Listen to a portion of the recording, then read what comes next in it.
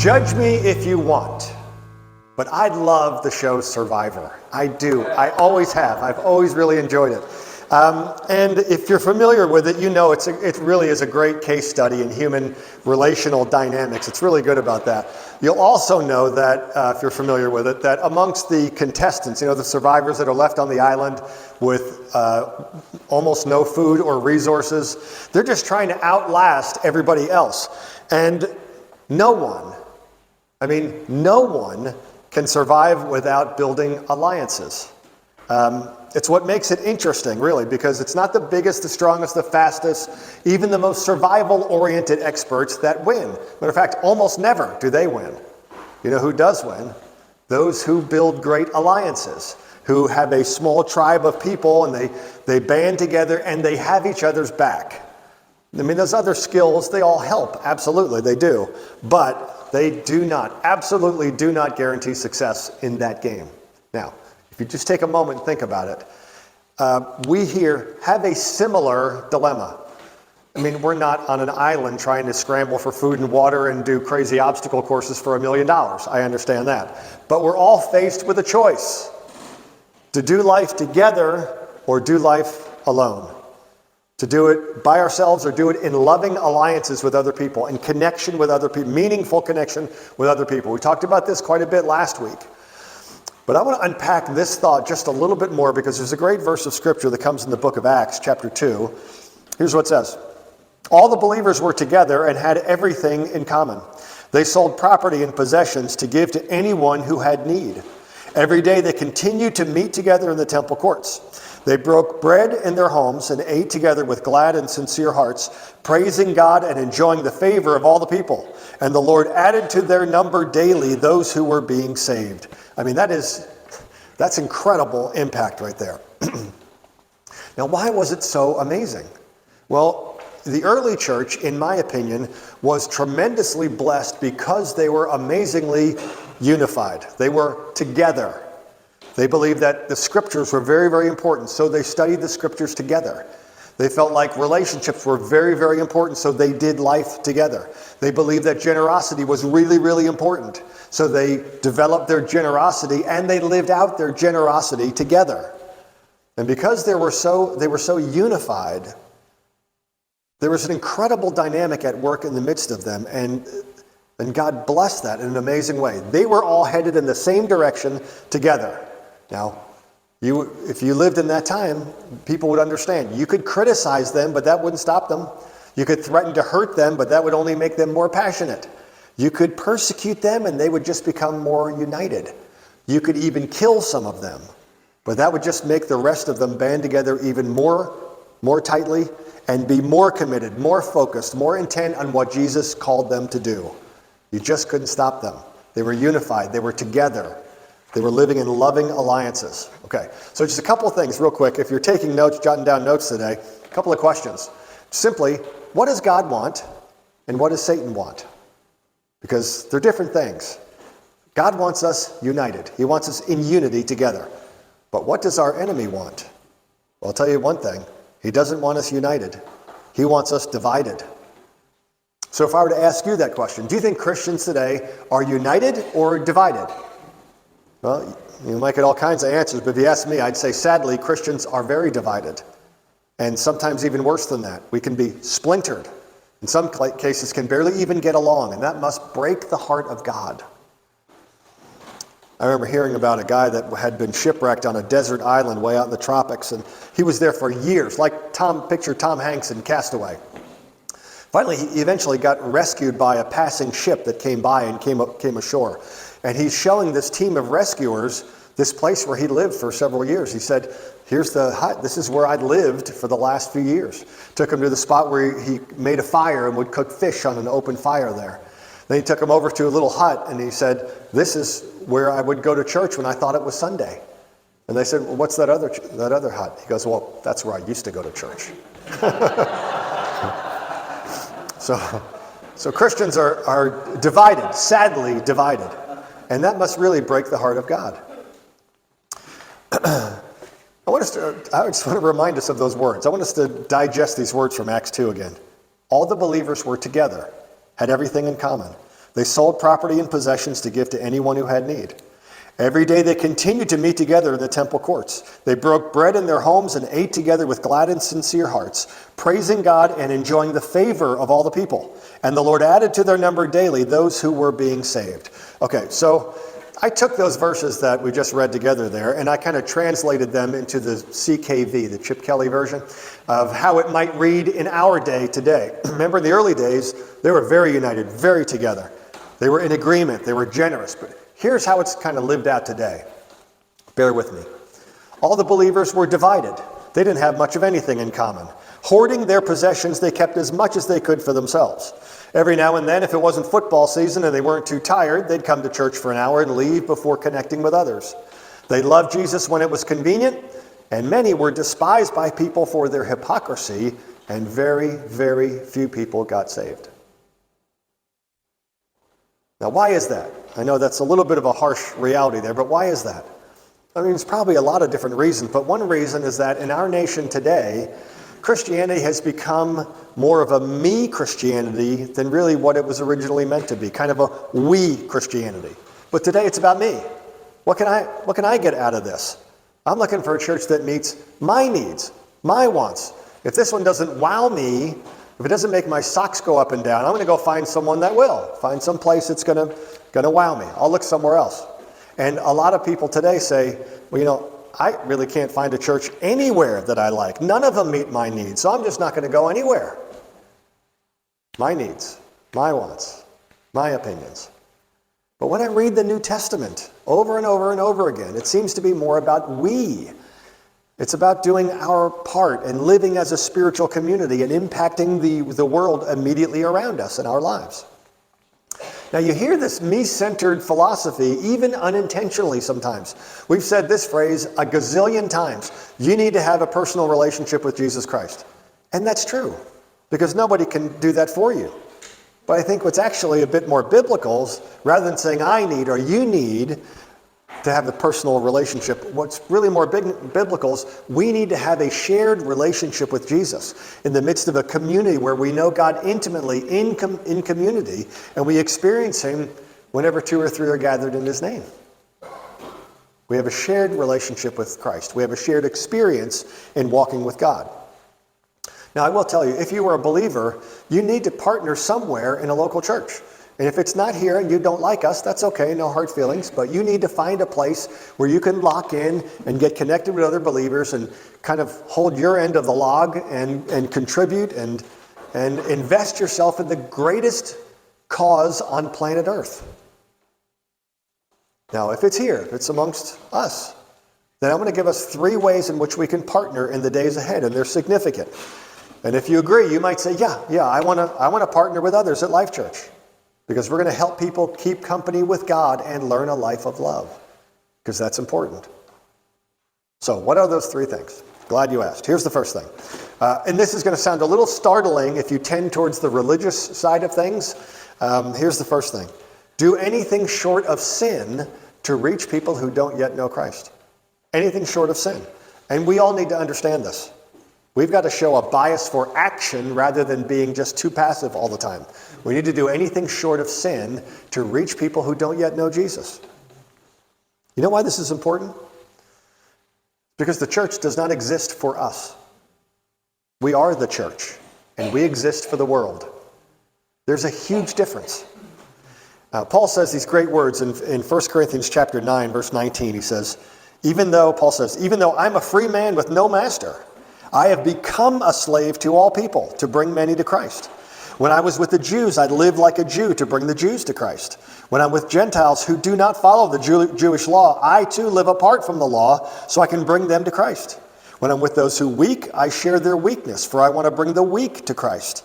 Yes, I try to find common ground with everyone, doing everything I can to save some.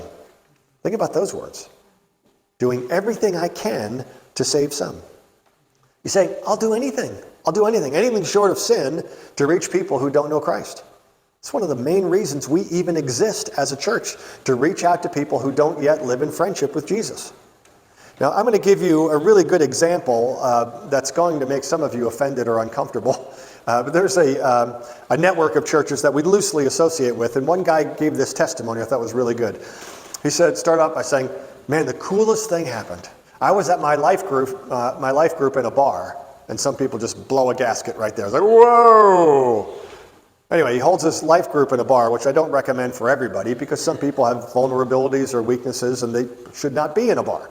Well, this guy's in there, and he's reading a Bible with a bunch of other guys, and his policy is he goes, I have one beer, and then I switch to Diet Coke. So, but they had been there for a while and doing a lot of reading and talking about the Bible, and he said he had so much Diet Coke that he had to go to the bathroom. Ladies, I'm sorry, but I'm going to give you a little insight to men's bathrooms, okay? I know you didn't ask for this, but it's part of the story.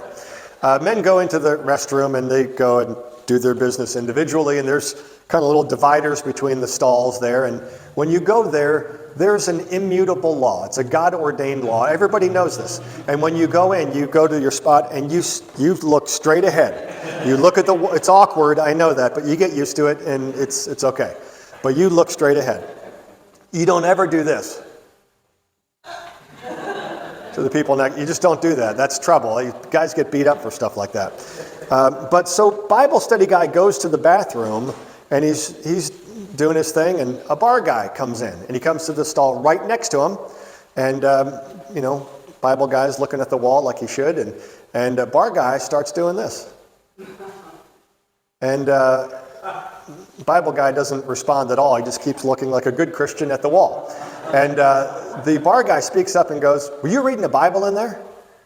And so Bible guy says, "Yeah, I sure was." He says, "Why are you doing that in a bar?" Well, Bible guy starts talking to bar guy, and they have a little exchange, and right there by the sink in the men's bathroom, Bible guy leads bar guy in a prayer to receive Jesus right there by the sink. So bar guy then leaves the bathroom, goes with Bible guy to the Bible study, and now bar guy is a Bible guy, and I think Jesus would be pretty happy about that. So what we have to understand in the midst of all that is that Bible guy does not sin in the midst of this whole adventure. He does anything short of sin. He kept looking at the wall. He was doing his deal. He never did, looking around or any other kind of fallen behavior, because we do everything short of sin in order to try to reach someone else that can know Jesus the way that we do.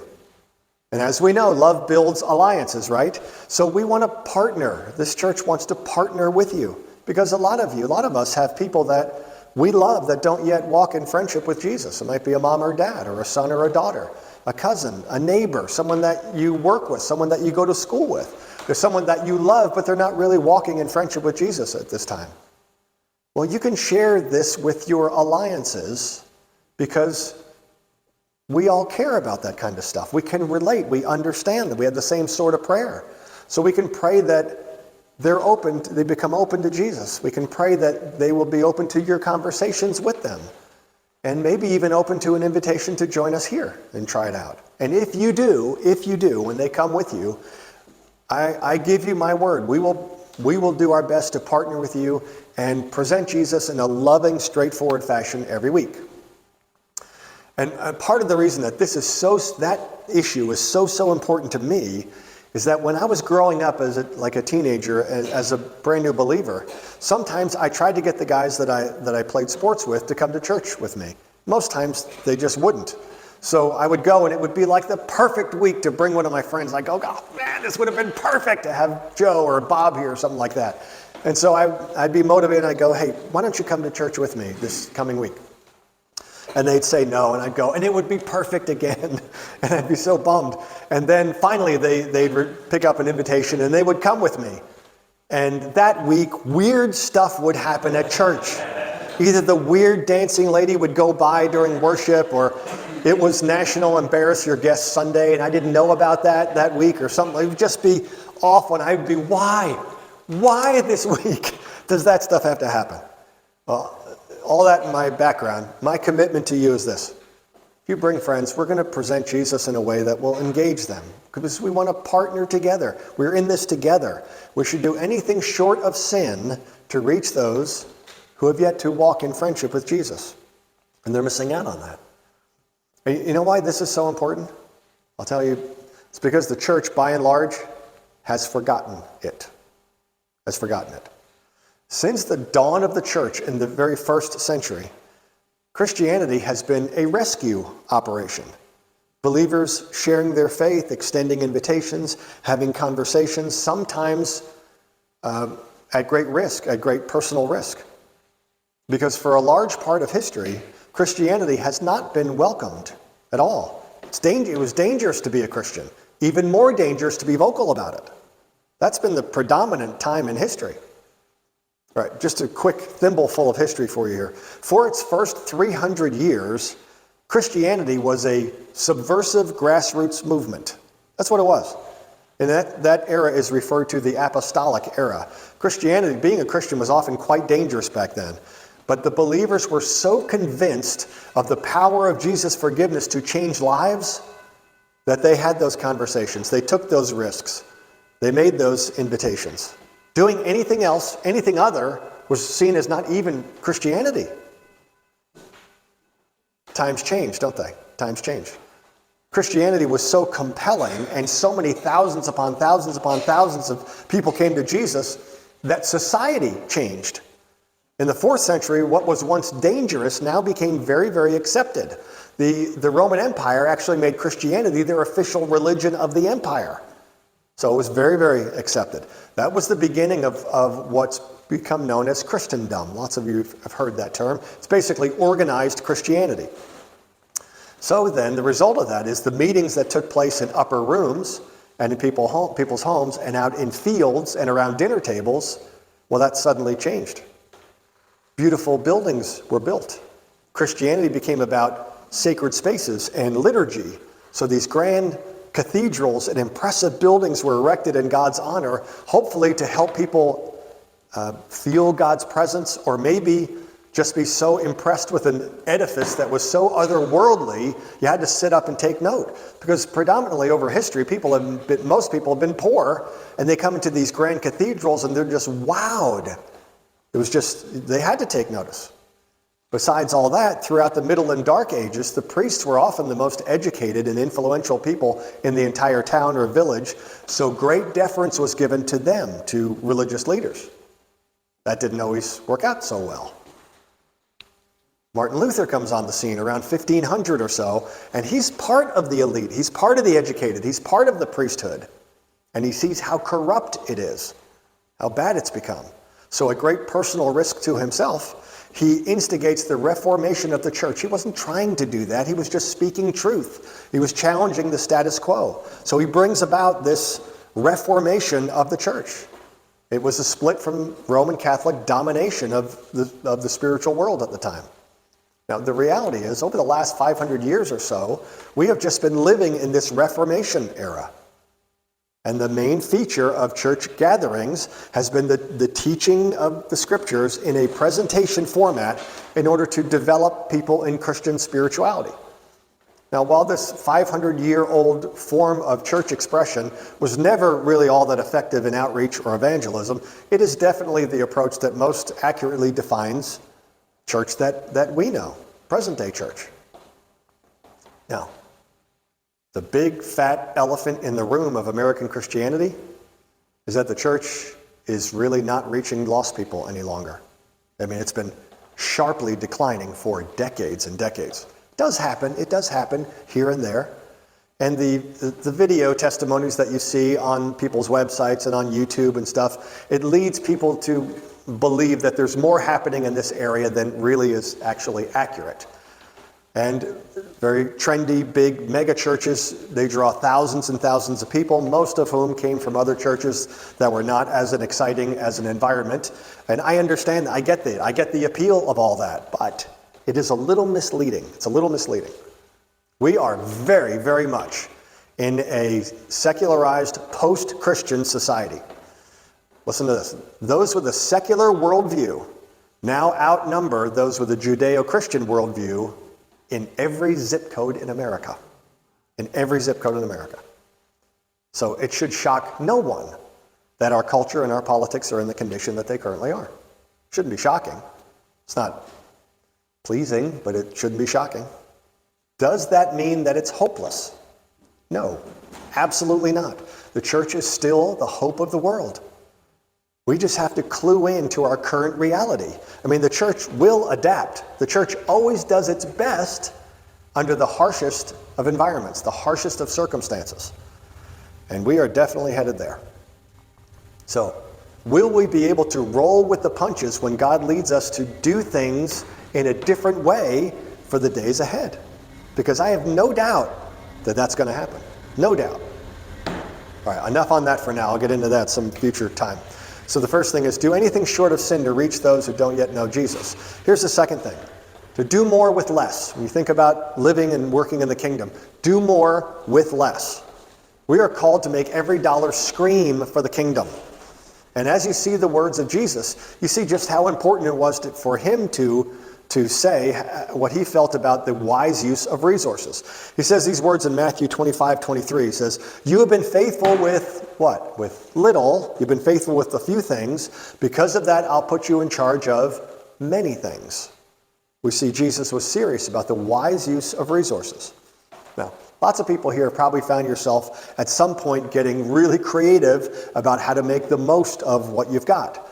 When times are tough, we get really, really good at this.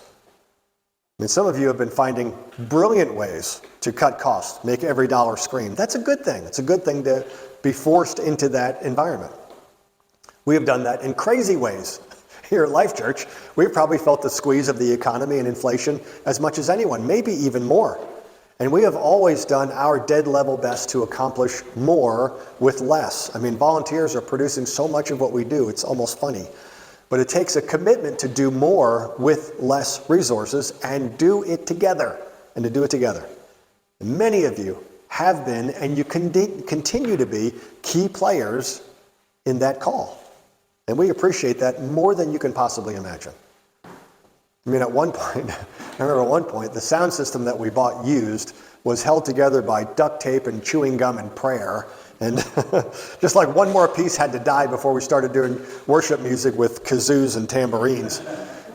Well, maybe just kazoos, you got to draw a line somewhere.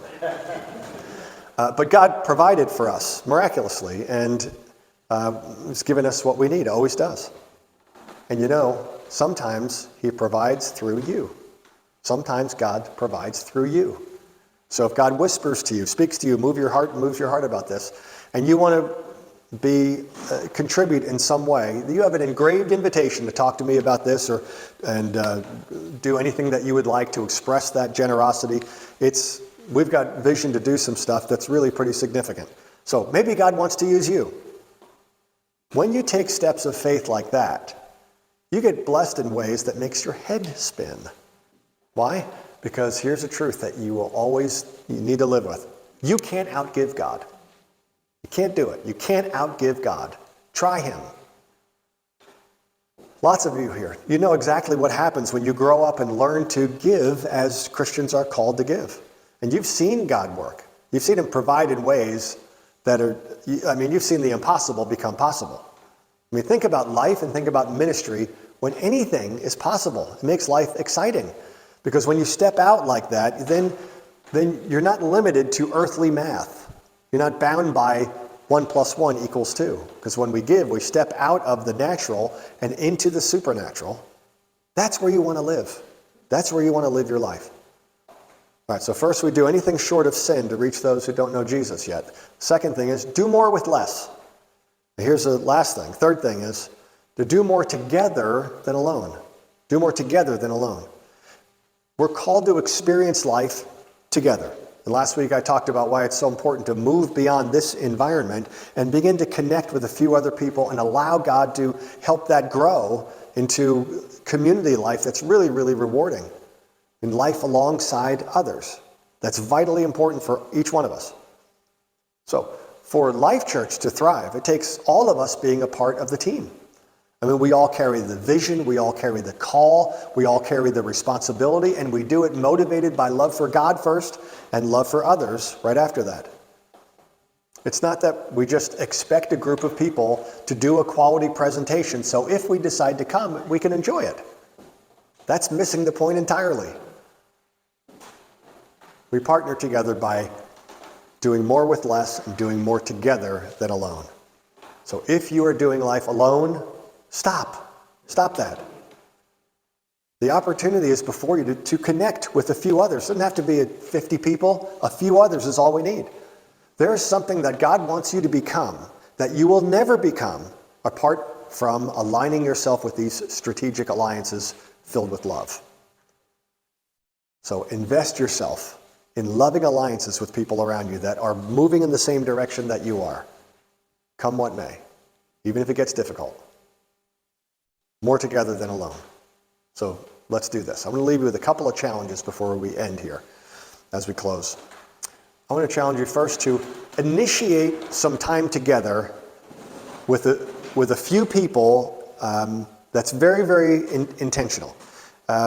Do it sometime during this holiday season in the next few weeks or so, not just with your best friends. Initiate a gathering with, even if it's just a handful of people. Maybe it's something that you're using as outreach to someone who might really benefit from coming into a relationship with Jesus in the way that you know, someone that you care about. Initiate some time together where it's not rushed, but you just get time to sit around a dinner table or coffee or something like that. Initiate a gathering with those slightly outside of the circle that you run in, okay? Either outreach, community, whatever it is. That's the first thing. Second thing is, ask God about a step of generosity, maybe to give a year-end sacrificial gift towards God's ministry, what God's doing here. We want to be folks that listen to God and hold things with an open hand. And I'm not saying everybody, give $100. I'm just saying talk to God. See if God prompts your soul to do something. Sow into the kingdom. When you sow, you reap. And when we give, we become the better kind of people than takers. Givers are always more happy and more joy-filled than takers. So we want to always be exercising the giving muscles. So initiate a gathering with some folks over the next few weeks, and then pray about a gift before the end of the year, being generous, a way to exercise generosity, okay?